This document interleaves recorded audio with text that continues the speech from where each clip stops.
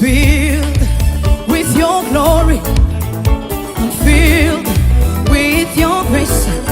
I am filled with your favor to overcome every challenge. Bonjour peuple de Dieu, partout où vous nous suivez, nous sommes heureux de nous retrouver dans cette journée merveilleuse, la journée où nous commémorons la résurrection de notre Seigneur Jésus-Christ. Heureuse Pâques, heureuse fête de Pâques pour toute personne qui est branchée sur nos réseaux en ce moment et qui voudrait bien suivre la parole de Dieu. Nous voudrions prier avant d'annoncer la parole de ce matin. Père, nous te disons merci pour la puissance de la résurrection. Nous te disons merci parce que tout ce qui est mort aujourd'hui va ressusciter. Et ce qui amène la résurrection, c'est la puissance de ta parole. Envoie-nous la parole, comme Jésus l'avait dit dans Jean 5, que l'heure vient, elle est déjà, où les morts entendront la parole du Fils de l'homme. Seigneur, laisse au Dieu de gloire que nous puissions vivre par ta parole. Envoie-nous ta parole ce matin, une parole puissante, une parole de la résurrection. Et que cette parole, Seigneur, puisse faire ressusciter tout ce qui est mort à nous. Dans le nom de Jésus. Amen. Vous êtes bénis ce matin et que Dieu vous bénisse. Que cette fête de Pâques soit une fête où chacun de nous va jouir de la résurrection de toutes choses qui étaient mortes dans sa vie. Ce matin, nous voulons partager ensemble le thème que nous avons intitulé « Dévoiler la bénédiction que la résurrection de Jésus-Christ nous offre ». Dévoiler les bénédictions que la résurrection de Jésus-Christ nous offre. Bien-aimés, la résurrection est différente de l'immortalité. Nous devons spécifier que l'immortalité n'est pas la résurrection. Voilà pourquoi l'homme a eu à faire beaucoup de débats là-dessus, même du temps du Seigneur Jésus. Il y a eu d'autres qui ont cru à la résurrection et d'autres n'ont pas cru à cette résurrection. Pourquoi? Parce qu'il y a une différence. Si vous faites la confusion entre l'immortalité et la résurrection, vous n'allez pas croire ni à l'un ni à l'autre. On appelle immortalité la qualité de ce qui n'est pas soumis à la mort. Exemple, Dieu. Dieu est immortel. Dieu ne meurt jamais et il ne mourra jamais. Ainsi, quand Dieu a créé l'homme, il a créé l'homme à son image. C'est-à-dire, il a donné à l'homme l'immortalité. Et c'est cette immortalité que nous appelons la vie éternelle. Et quand l'homme a péché, ce que l'homme a perdu, c'est l'immortalité. Et c'est comme ça que Dieu, en venant, il a dit à l'homme, tu es poussière et tu vas retourner à la poussière. Donc, le corps de l'homme a été soumis maintenant à la mort à cause du péché. Quand nous lisons dans Psaume 82, le verset 5 à 7, la Bible nous dit, ils n'ont ni intelligence, ils n'ont ni connaissance, ils n'ont ni savoir. Moi, j'avais dit que vous êtes des dieux. Donc, il n'y a que des dieux qui ne meurent pas. Mais vous mourrez comme des hommes. Donc, les hommes meurent. Et un homme qui est mort, les gens ne croient pas que cet homme peut ressusciter. Voilà pourquoi Jésus étant venu homme, il est mort et il est ressuscité. C'est pour montrer qu'il y a maintenant une nouvelle génération des hommes qui doivent reprendre la qualité qu'ils avaient perdue à cause du péché. Donc tout homme qui est dans le péché, c'est pourquoi la Bible nous dit le salaire du péché, c'est la mort. Mais si je suis dans le péché aujourd'hui et que je reçois Jésus comme Seigneur et Sauveur, je reprends la qualité dont je peux ressusciter. Et nous pouvons aussi noter qu'au dernier jour, la résurrection sera maintenant pour tout le monde. La Bible nous dit qu'il y aura les méchants et les bons qui vont ressusciter. Ça serait pour les jugements. Donc la résurrection est réelle. J'ai vu dans l'exemple du petit Moïse, sa maman ne savait pas ce qu'il était en train de faire de Moïse. Il a caché Moïse pendant 3 mois. Mais après 3 mois, au 4e mois, Moïse ne pouvait plus être caché. Et Jésus-Christ a été caché dans la terre pendant 3 jours. Et après 3 jours, il ne pouvait plus être caché. C'est pourquoi je suis venu annoncer à quelqu'un. Tu as été caché pendant les 3 mois depuis janvier jusqu'au mois de mars. Mais dans ce 4e mois, toi tu vas ressusciter. Tout ce qui est à toi va connaître la résurrection. Et tu vas jouir de la puissance de la résurrection. L'homme par le péché a soumis son corps à la mort. Mais Christ est venu pour ramener l'homme dans sa première position initiale, qui est vivre sans mourir encore. 1 Corinthiens 15, le verset 21 et 22. On va lire la parole de Dieu dans 1 Corinthiens chapitre 15. C'est ce chapitre, nous allons tourner autour de ce chapitre ce matin, beaucoup plus. 1 Corinthiens chapitre 15, le verset 20 et 21, il dit, mais maintenant Christ est ressuscité des morts. Et il est le promis de ceux qui sont morts. Car, puisque la mort est venue par un homme, c'est aussi par un homme qu'est venue la résurrection des morts. La mort est venue par un homme, Adam. Et la résurrection est venue par un homme, Jésus-Christ. Et comme tous meurent en Adam, de même aussi tous revivront en Christ. Mais chacun en son rang. Chacun en son rang. Donc la Bible nous fait voir que comme tous meurent en Christ et en Adam, en Jésus, tous vont aussi ressusciter. Donc la résurrection, c'est un phénomène qui a sa source en Dieu. La source de la résurrection est dans la vie de Dieu lui-même. Dans Jean 5, le verset 21, la Bible nous dit dans Jean chapitre 5, le verset 21, lisez avec moi, vous qui êtes à la maison, ouvrez vos Bibles. Car comme le Père ressuscite les morts et donne la vie, ainsi le Fils donne la vie à qui il veut. Car le Fils, le Père, ressuscite les morts. Donc la résurrection est dans la vie de Dieu lui-même. La résurrection est dans la vie de Dieu lui-même. Et Christ est ressuscité. Et sa résurrection a amené des bénédictions. Et ce matin, nous allons voir certaines de bénédictions que la résurrection de Christ nous a amenées. La première de bénédictions est que la résurrection du Christ a établi, la crédibilité de notre foi. Vous savez, nous qui sommes chrétiens, ou vous qui allez le devenir bientôt, votre foi est crédible par la résurrection de Christ. Si Christ n'était pas ressuscité, notre foi serait vaine. Et c'est comme ça l'apôtre Paul dit dans 1 Corinthiens 15, que je vous ai dit le verset 17. 1 Corinthiens 15, le verset 17 à 20. 1 Corinthiens 15, le verset 17 à 20, la Bible nous dit, si Christ n'est pas ressuscité, votre foi est vaine. Vous êtes encore dans vos péchés, et par conséquent, aussi ceux qui sont morts en Christ sont perdus. Si dans cette vie seulement que nous espérons en Christ, nous sommes le plus malheureux de tous les hommes, mais toi tu n'es pas le plus malheureux parce que ta foi est crédible. Et par ta foi dans ce mois où Dieu a déclaré qu'il va nous restaurer la santé, je vois la santé de toute personne malade qui me suit en ce moment être restaurée dans le nom de Jésus. Parce que notre foi est crédible.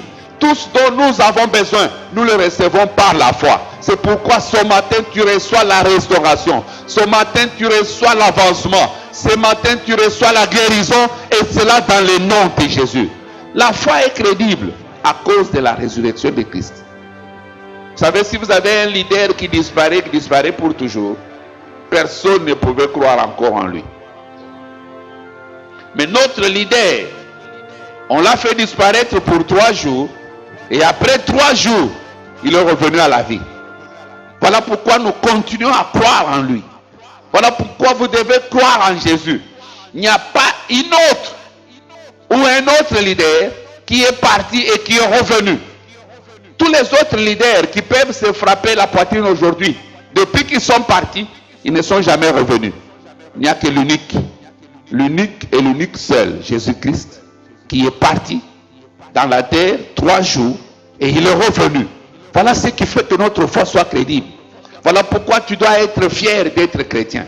Pourquoi? Parce que la résurrection de Jésus donne la crédibilité à ta foi. La deuxième bénédiction que la résurrection de Jésus nous amène, c'est la justification de notre péché. Notre justification du péché. À cause de la résurrection de Jésus, nous sommes justifiés. C'est pourquoi la Bible nous dit ce qu'il a connu d'avance. Qu'est-ce que Dieu a fait? En les connaissant, il les a appelés. Et qu'est-ce qu'il a appelé? Qu'est-ce qu'il a fait? Il les a justifiés. Bien-aimé, la justice de l'homme n'est qu'un vêtement souillé. L'homme peut se dire aujourd'hui qu'il est juste, mais il n'est pas juste. La meilleure justice, c'est la justice qui vient de Dieu. Et cette justice, nous avons cette justification à cause de la résurrection de Christ. Pourquoi? Parce que Christ, quand il est ressuscité, il devait aller présenter le sang pour la rémission de péché. Vous savez, les jours de la résurrection, Marie est arrivée au tombeau. Pendant qu'il cherchait le Seigneur, il a vu un homme. Il est allé vers lui, il a dit, tu l'as mis où? Dis-moi, tu l'as mis où? Et Jésus lui dit, non, Marie, c'est moi. Et quand Jésus lui a dit, c'est moi, avec la joie de revoir son maître, Marie voulait l'embrasser. Le maître dit, non, Marie ne me touche pas. Pourquoi? Parce qu'en ce moment, le maître portait encore le sang. Il n'était pas encore monté pour aller présenter le sang. La Bible nous dit, sans rémission de péché, sans le sang, il n'y a pas rémission de péché. C'est lorsque le sang est versé que Dieu pardonne. Alors Jésus devait monter avec son sang. Il dit à Marie, va dire à mes frères, je monte, ça c'est au présent, je monte vers mon Père. Quand je veux présenter le sang, il deviendra votre Père. Et je reviendrai. Allez-y dire à mes frères qu'on va se voir en Galilée, là où nous avons l'habitude de nous voir. Je n'ai pas encore fini ma mission. Et là, ce jour-là, il est monté. Le soir, quand il arrive, il trouve les disciples. Il dit maintenant à Thomas, viens me toucher. C'est-à-dire, il avait déjà présenté le sang. Et quand il a présenté le sang au sanctuaire, nous avons été justifiés. C'est pourquoi toi et moi, nous sommes justifiés. Et nous devons avoir la fierté de la résurrection de Christ. Nous sommes justifiés. Nous ne sommes pas justifiés à cause de nos actes. Non, c'est le sang de Jésus qui nous a justifiés. Et quand tu as la foi dans cette résurrection, ta justification sera complète. Et quand ta justification est complète, tu peux jouir de toutes les bénédictions que le Père a pour ses enfants. Un enfant qui est justifié dans sa famille, il jouit de tout ce dont il a besoin.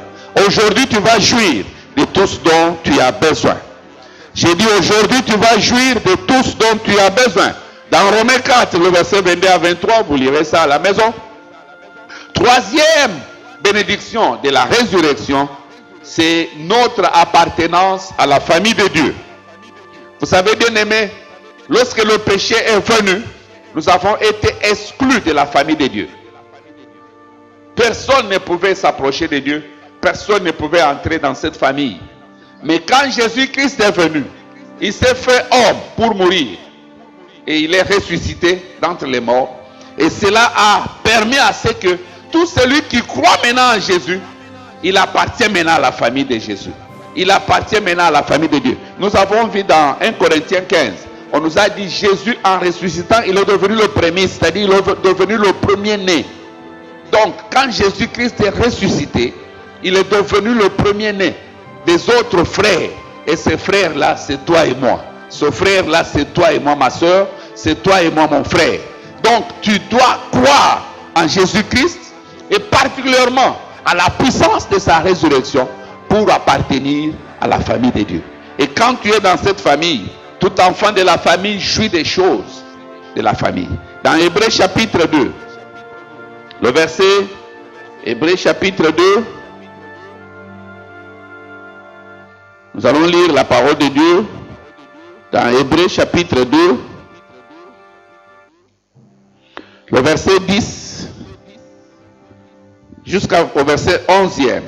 Hébreux chapitre 2.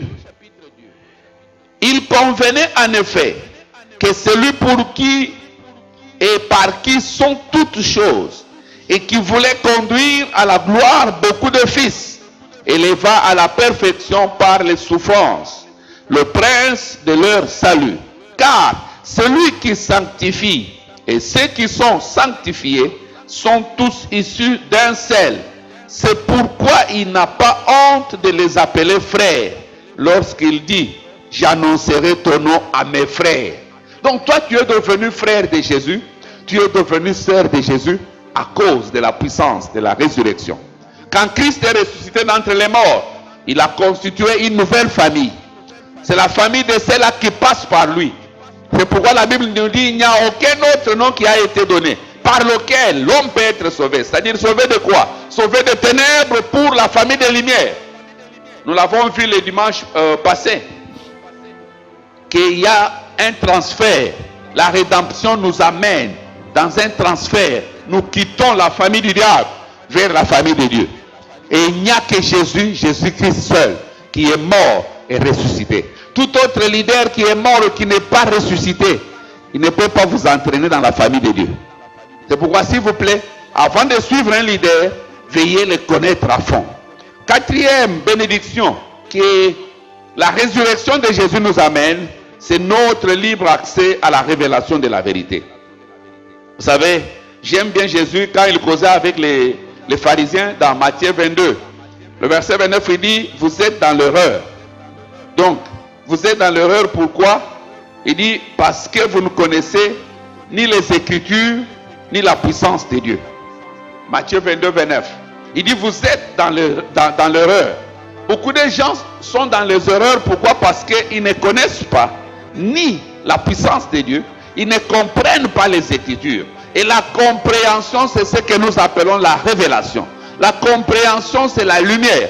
Aujourd'hui, particulièrement les écrits de Paul causent beaucoup de problèmes. Pourquoi? Parce que beaucoup de gens, ils n'ont pas la révélation sur les écrits de Paul. Et voilà pourquoi il y a trop de doctrines.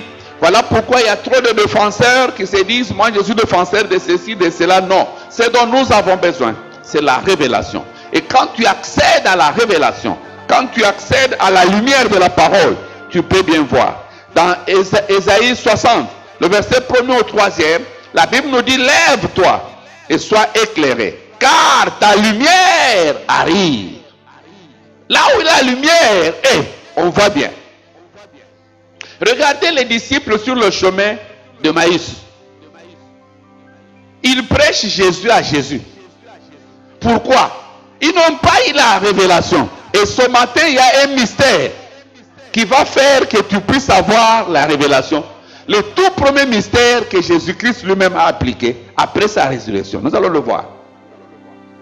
Dans Luc 24, vous constaterez sur le chemin de Maïs, ses disciples sont en train d'aller. Ils étaient avec le maître pendant 3 ans. Ils ont vécu avec Jésus. Mais ils n'ont pas eu la révélation de Jésus sur le chemin. Et c'est comme ça qu'il y a des gens qui prêchent Jésus mais qui ne le connaissent pas. Qui n'ont pas la vraie révélation de Jésus. Et Jésus leur a demandé, de quoi parlez-vous? Ils ont regardé Jésus en face, ils ont dit, toi là, tu viens à peine d'arriver ou quoi? Tu ne connais pas ce qui s'est passé ici? Il y a eu un leader qui est venu ici. Nous avons cru en lui, nous avons, au passé. Donc nous ne continuons plus de croire. Leur foi n'avait pas de crédibilité. Parce qu'ils se sont dit, le leader qui est venu, il est parti, il est disparu, il est parti. Et vous savez, ce qui est bizarre, vous connaissez comment les femmes parlent. Il y a certaines des femmes qui sont parties et qui sont venues là, et elles ont dit non, il est ressuscité. Mais nous là, nous ne l'avons même pas vu. Ils parlent de Jésus à qui? À Jésus. Pourquoi? Parce que ces gens n'avaient pas la révélation. La puissance de la résurrection n'avait pas encore agi dans leur intelligence. Et Christ, en les regardant, il a dit, si je laisse cela là comme ça, ils vont aller annoncer un Jésus qu'ils ne connaissent pas. Comme beaucoup aujourd'hui prêchent un Jésus qu'ils ne connaissent pas. Et Christ a fait le tout premier mystère. Ça, c'est ce que nous allons faire. Chacun de nous doit accéder à ce mystère. Vous savez, le royaume des cieux, c'est un royaume de mystère. Dans Marc 4, 11, Jésus dit aux disciples, À vous, il a été donné de connaître le mystère du royaume. Notre famille, c'est une famille de mystères. Et Christ, après la résurrection, il fait le premier mystère, la Sainte Seine, la communion. Il s'assied à table avec eux et il a fait la communion. Et après avoir fait la communion, leurs yeux se sont ouverts. Les yeux de quelqu'un vont s'ouvrir. Voilà pourquoi les jours de la communion, c'est une journée où il y a le premier mystère de la résurrection que vous devez saisir avec toute opportunité. Et dire, non, aujourd'hui, mes yeux vont s'ouvrir, je veux voir le partenaire de ma vie. Aujourd'hui, mes yeux vont s'ouvrir, je veux voir où je dois habiter. Aujourd'hui, mes yeux vont s'ouvrir, je veux voir avec qui je dois faire le commerce. Aujourd'hui, mes yeux doivent s'ouvrir. Et Christ, quand il a partagé la communion avec eux, il est parti et leurs yeux se sont ouverts. Ils ont eu la révélation, ils n'ont pas pu continuer pour aller à Emmaüs, mais ils sont retournés maintenant pour aller. Quelqu'un qui a la révélation par la puissance de la résurrection ne restera jamais la bouche fermée. Il va aller annoncer Christ, quelle que soit la situation qu'il traverse. Quand tu as la révélation de la vérité sur Christ, tu vas l'annoncer partout. On ne va pas te forcer d'aller annoncer Christ. Et je vois quelqu'un accéder à la révélation ce matin dans le nom puissant de Jésus. La cinquième bénédiction de la résurrection. La résurrection de Christ accélère nos corps mortels vers la santé et la vitalité. La résurrection de Christ accélère nos corps mortels vers la santé et la vitalité. Vous savez, nous avons un corps mortel. Oui, mais ce corps mortel, avec la résurrection de Christ, nous resterons en bonne santé. Comment je le sais? Dans 1 Corinthiens chapitre 10, l'apôtre Paul parle des enfants d'Israël dans le désert. Il dit, vous savez, bien-aimés, comment nos pères ont tous été baptisés à Moïse. Ils étaient baptisés dans leur leader. Si tu es baptisé en Christ, tu vas passer tout le temps sans pour autant tomber malade. C'est comme ça que je le déclare. Vous n'apprendrez jamais que je suis malade. Pourquoi? Parce qu'il y a le secret. Quand vous participez au mystère, au tout premier mystère de la résurrection, et vous le faites régulièrement, vous allez vivre. Et vous aurez... Je regardais Moïse, on nous dit, ses yeux n'étaient pas affaiblis. À 120 ans. Moïse, c'est pourquoi moi je n'ai pas de lunettes, je ne lirai pas avec lunettes. Je ne lirai pas avec lunettes. Moïse, à 120 ans, ses yeux n'étaient pas affaiblis. Les yeux de Moïse, un vieillard de 120 ans, qui les yeux étaient toujours grands. Waouh! Tes yeux seront toujours forts. Ta santé sera toujours forte. Ton corps. Je regarde Caleb, 84 ans. Il dit à Josué, j'ai encore la vigueur, la force que j'avais. Pourquoi? Parce que ces gens, ils accédaient au mystère, au tout premier mystère de la résurrection, la Sainte Seine. Vous savez, le secret des gens sont dans leur histoire.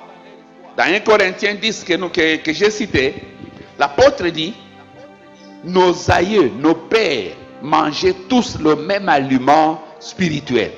Ils buvaient tous au même rocher spirituel. Ils buvaient à un rocher qui les accompagnait. Donc il y avait un rocher avec des jambes et des pieds. Un rocher qui pouvait marcher. Et il dit ce rocher c'était Christ. Et ce même Christ, c'est lui qui est mort et ressuscité. C'est ce même Christ qui nous a laissé le mystère de la communion, de la Sainte Seine, pour avoir la santé, pour avoir la vitalité. C'est pourquoi en commençant par aujourd'hui, toute personne malade qui est en train d'écouter cette parole, je déclare ta guérison dans le nom de Jésus. Je chasse tout esprit de maladie et toi tu es guéri. Tu peux faire la communion chez toi. Voilà le secret des apôtres.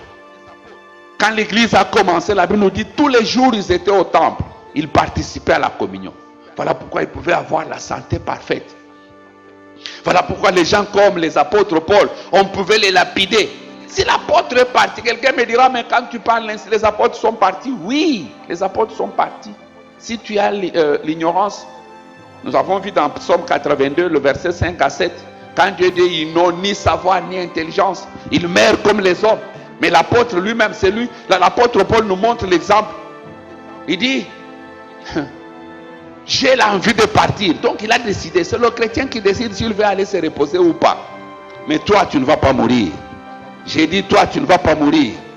6e bénédiction qui nous amène la résurrection de Jésus. La résurrection de Jésus dévoile pour nous le plan et le but de Dieu pour nos vies. Vous savez, Dieu a un plan merveilleux. C'est après la résurrection que Jésus a dévoilé le plan à Pierre. Dans Jean 21, lorsque Jésus parle avec Pierre, Jésus dévoile le plan. Après la résurrection, le plan de Dieu, le but de Dieu pour ta vie, ça te sera dévoilé.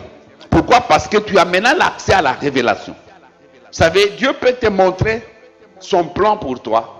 Comme quand il avait parlé à Pierre, il lui avait dit, je fais de toi un pécheur d'homme. Mais regardez, avant la résurrection, Pierre ne comprenait pas cette mission. Voilà pourquoi, bien qu'on lui avait déjà dit sa mission, mais il va encore aller pécher. Et cette fois-ci, il a péché toute la nuit, il n'a rien eu. Quand tu n'es pas dans le plan de Dieu, tu vas travailler, tu n'auras rien. Tu as besoin de chercher le plan de Dieu pour ta vie. Et la puissance de la résurrection dévoile le plan de Dieu pour notre vie. Pierre a travaillé toute la nuit, il n'a rien eu. Jusqu'à ce que le maître vienne et dise, parce que tu es têtu. Vous savez, certaines personnes échouent dans la vie. Tout échec que tu as dans la vie, pose-toi la question. Il ne faut pas toujours voir les sorciers. Il ne faut pas toujours voir les sorciers. Si tu n'es pas là où Dieu veut que tu sois, si tu ne fais pas ce que Dieu veut que tu fasses, mais tu vas échouer. Parce que tu es hors le plan de Dieu. Mais par la résurrection de Christ, je vois tout le monde retourner dans le plan de Dieu. Je vois tout celui qui me suit ce matin, le plan de Dieu s'ouvrir devant lui. Et quand tu es dans le plan de Dieu, tu vas réussir. Tu vas réussir. Regardez Pierre, il péchait même nu. La Bible nous dit qu'il n'avait pas d'habit. La nudité, c'est la honte. Quand tu n'es pas dans le plan de Dieu, tu vas vivre dans la honte. La personne qui vous parle aujourd'hui, il n'avait pas été formé comme pasteur, biologiste de formation. Mais ce n'était pas ça le plan de Dieu pour ma vie. Peut-être là où tu es, tu te dis, bon, je suis bien. Non, tu n'es pas bien jusqu'à ce que tu aies la joie de l'accomplissement. Quand tu es dans le plan de Dieu, tu vas jouir de la joie même de l'accomplissement. Et tu verras que la vie est bonne. Si tu vois quelqu'un aujourd'hui dire, je vais me susciter, il ne connaît pas le plan de Dieu pour sa vie. Voilà pourquoi il veut aller. Oh non, si je vais me susciter. Non, tu ne connais pas le plan. Si tu connaissais le plan de Dieu pour ta vie, tu verras que ce plan est tellement succulent que tu ne voudras pas que la maladie puisse écourter ta vie. C'est pourquoi toute maladie qui veut écourter la vie de quelqu'un aujourd'hui, dans ce mois où Dieu a décidé de restaurer nos santé, je vois cette maladie-là être totalement guérie dans le nom de Jésus. Qu'est-ce que la résurrection nous amène encore? 7e bénédiction de la résurrection. La résurrection libère les croyants de toutes les formes de captivité. Toutes les formes de captivité. Bien-aimés, les jours où Christ est ressuscité, la Bible nous dit les tombeaux se sont ouverts. Waouh! Les tombeaux de quelqu'un vont s'ouvrir aujourd'hui. Les tombeaux se sont ouverts. Et vous savez, quand l'ange est allé pour la résurrection de Christ, il a roulé la pierre et il s'est assis sur la pierre pour que la pierre ne retourne plus boucher le tombeau. Que le tombeau reste toujours ouvert. Quand tu crois en Jésus, sa résurrection te donne la liberté sur la captivité. Je ne sais pas dans quel domaine tu as été captif. Aujourd'hui, tu es libre. Hébreux chapitre 2, le verset 3. La Bible nous dit, Hébreux chapitre 2, le verset 3. La Bible nous dit, et toute désobéissance a reçu une juste rétribution. Comment échapperons-nous en négligeant un si grand salut qui, annoncé d'abord par le Seigneur, nous a été confirmé par ceux qui l'ont entendu? Il y a un salut que tu dois avoir. Quand tu crois en Jésus, tu crois dans la puissance de sa résurrection, tu vas échapper de la captivité. C'est pourquoi ce matin, toute personne captive de la masturbation, captif de l'alcool, captif du chômage, captif, je ne sais pas ce qui te tient dans la captivité, tu es libre. Je déclare ta liberté par la puissance de la résurrection. 8e bénédiction, la résurrection de Jésus nous offre une paix qui dépasse toute compréhension. Vous savez, les gens peuvent déclarer qu'il y a la paix. Il n'y a rien qui amène la paix si ce n'est que la résurrection de Jésus. Quand Christ ressuscité habite en toi, tu auras la paix que tu n'avais jamais. Il a dit, je vous laisse ma paix. Imaginez, il veut partir, il veut disparaître, mais dit à ses disciples que votre cœur ne se trouble point. Il y a les gens qui n'ont pas la paix à cause des événements que nous avons. Mais moi, j'ai la paix. Il y a les gens qui vont vous dire, non, écoutez, non, la paix, la véritable paix, c'est celle qui vient lorsque tu reçois Christ. Lorsque tu as une paix qui vient de la résurrection de Christ, cette paix qui dépasse toute compréhension, tu vas jouir, tu vas marcher dans ce pays, tu vas marcher dans ce monde, tu vas marcher sur cette terre sans être troublé. Parce que le prince de paix a dit, je vous laisse ma paix. Pas comme le monde le donne, mais ma paix que je vous donne, elle vient par ma résurrection. Parce que Christ est ressuscité, alléluia, j'ai la paix avec Dieu. Mais quand tu as la paix avec Dieu, tu auras la paix avec tes affaires. Quand tu as la paix avec Dieu, tu auras la paix avec ta famille. Quand tu as la paix avec Dieu, tu auras la paix avec les gens autour de toi. C'est pourquoi, en commençant par aujourd'hui, la paix de Jésus qui vient par la résurrection va se manifester dans ta propre destinée. La 9e bénédiction, la résurrection de Christ repositionne les croyants pour la domination. La résurrection de Christ repositionne les croyants pour la domination. Bien-aimé, tu ne peux pas dominer si tu n'as pas Christ. Je vis une reine. Elle est reine, mais elle ne domine pas. Et pourtant, elle est reine. Il s'agit d'Esther. Elle est sur le trône, mais elle ne règne pas. D'autres personnes décident à sa place. Et quelqu'un va même décider la mort de sa famille. La mort de son peuple. Et pourtant la reine est là. Jusqu'à ce qu'elle a rencontré la puissance venant de la Vierge après les sceptres. Et ce matin, la résurrection de Christ, c'est notre sceptre que nous allons tenir. La reine a gêné 3 jours. Et Christ a fait 3 jours dans les tombeaux. Et il a dit à Mardoché, va dire aux autres juifs de gêner avec moi. Va dire à d'autres juifs de gêner avec moi. J'ai besoin d'accéder au sceptre qui me donne la puissance de dominer. Après le jeûne et prière, au lieu que son visage soit fade, au lieu que son visage soit triste, mais dès qu'elle est apparue dans la cour royale, le roi a dit, waouh, je n'ai jamais vu un tel visage. Appelez-moi Esther. Et elle a tendu, le roi a tendu le sceptre.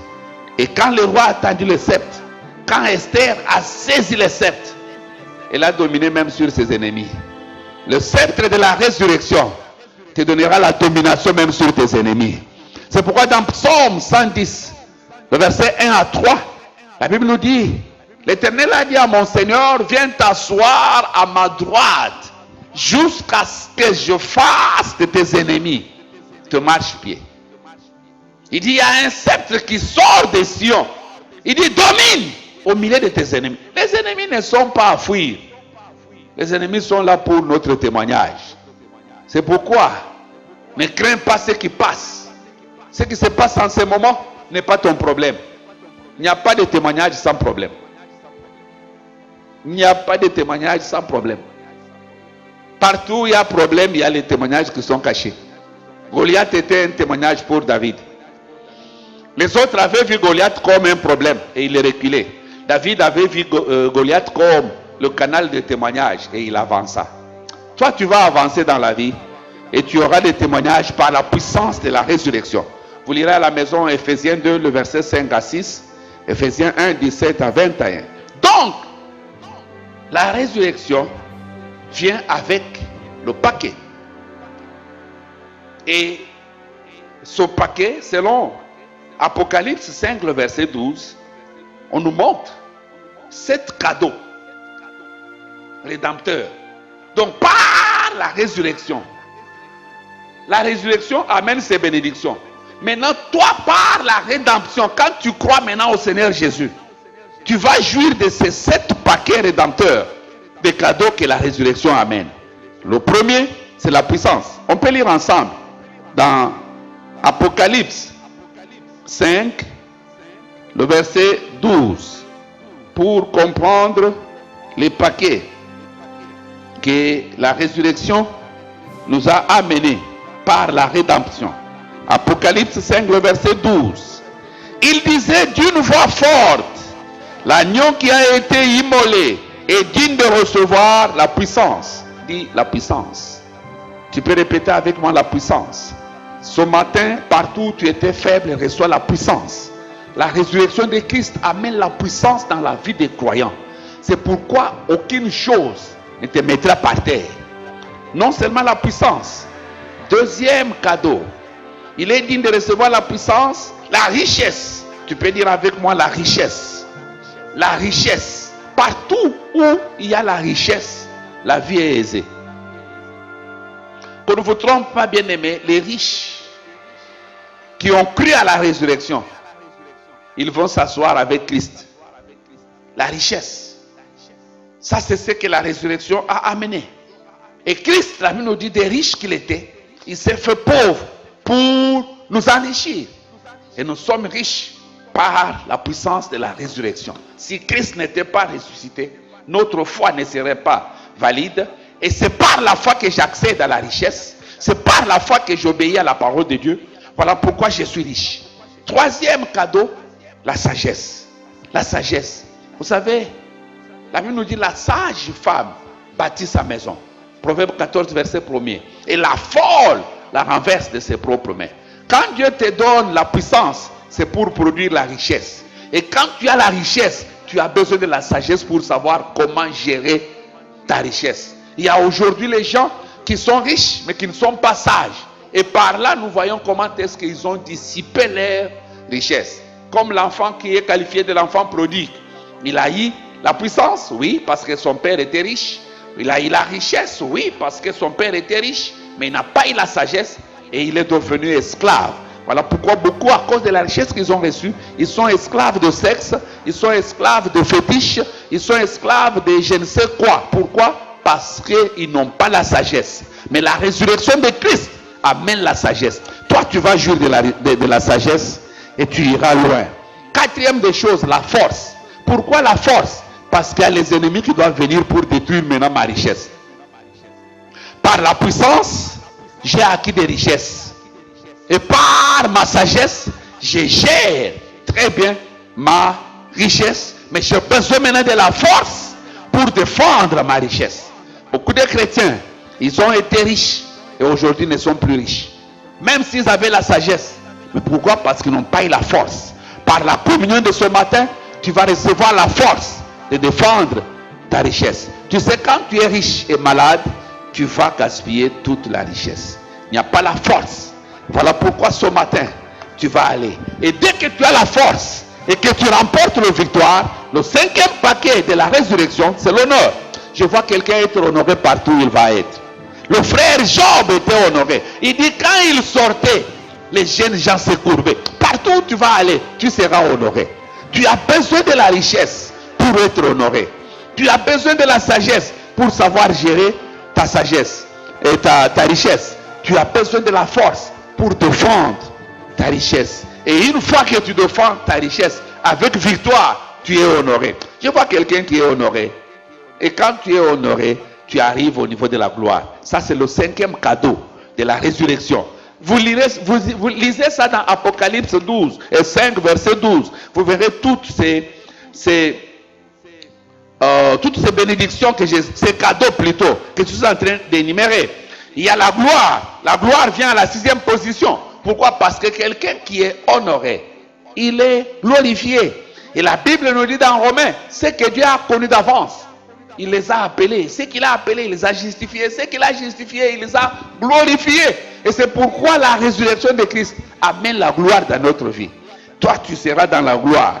Et finalement, la bénédiction, la résurrection de Christ, le 7e cadeau, ce sont de bénédictions. Ce sont de bénédictions. Ce sont de bénédictions. Vous savez, quand tu es béni, ce n'est pas le nombre de choses que tu as qui montre que tu es béni. Non. C'est le nombre de vies que tu as impactées. Le nombre de vies que tu as touchées. Voilà ce qui montre que quelqu'un, celui-ci est béni. Pourquoi? Parce que quand Dieu appelle Abraham pour le bénir, il dit, je vais te bénir et je ferai de toi la source de qui? De quoi? De bénédiction pour les autres familles. Et même dans l'alliance que Dieu a faite avec Abraham, quand Abraham a offert Isaac, dans Genèse 21 et dans Genèse 22 plutôt, Dieu lui dit, ta descendance, par elle, toutes les autres familles seront bénies. Bien aimé, tu ne peux pas prétendre que tu es béni si tu ne touches pas la vie des autres. Non. Un homme béni, un homme qui a la bénédiction, c'est un homme qui impacte la vie des autres. Depuis que cette année a commencé, combien de vies as-tu impacté? Lorsque Dorcas est morte, ces bénédictions ont parlé. Chacun avait au moins quelque chose. Chacun disait au moins non. Tout le monde peut mourir. Vous savez, il y a certaines personnes dans le pays, quand elles meurent, les gens louent Dieu. Ils disent, que le Seigneur soit béni. Non, il est parti. Qu'est-ce qu'il croyait? Mais il y en a d'autres comme les Dorcas. À cause de vies qu'elles avaient touchées, les gens disent non. S'il faut aller chercher Pierre, on va aller chercher Pierre. Tu es béni lorsque tu touches les autres. C'est pourquoi aujourd'hui, chacun de nous doit s'attendre à ce que tout tombe ou est enfermé. Cette bénédiction doit s'ouvrir aujourd'hui dans le nom de Jésus. Tu dois expérimenter un tournant surnaturel. Quel que soit là où tu as été mis, aujourd'hui tu vas partir. Ainsi, au nom de Jésus, tous les tombeaux d'enchantement, tous les tombeaux de frustration et de stagnation, tous les tombeaux d'échecs et de défaites, tous les tombeaux de honte et reproches, tous les tombeaux de pénurie et manque, tous les tombeaux. Aujourd'hui, dans le nom de Jésus, ils sont déclarés ouverts. Et au travers de la communion de ce matin, le tout premier mystère, je te vois accéder à la révélation. Et quand tu accèdes à la révélation des choses profondes de Dieu, tu vas jouir de la guérison. Je déclare la guérison, je déclare la restauration, le rétablissement de santé. Et cela dans le nom de Jésus. Amen. Si tu as été béni ce matin, là où tu es, je voudrais, bien aimé, te dire une chose. Tu ne peux jouir de ces 7 cadeaux. Tu ne peux jouir de ces 9 bénédictions que lorsque tu as reçu Jésus comme Seigneur et Sauveur. Si Jésus n'est pas ton Seigneur et Sauveur, si tu as un autre leader de ta destinée, ce leader n'est pas revenu à la vie. Pour suivre un leader, il faut savoir si lui aussi, il suit le leader qui est revenu à la vie. Si ton leader suit Christ, suis-le. Mais s'il ne suit pas Christ, ne le suis pas. Pourquoi? Parce que l'autre leader que lui prétend être son leader, depuis qu'il est parti, il n'est pas revenu à la vie. C'est pourquoi ce matin, je voudrais t'aider. Si tu peux recevoir Jésus dans ta vie, tu vas jouir de ces 9 bénédictions, plus les 7 cadeaux de la résurrection de Christ.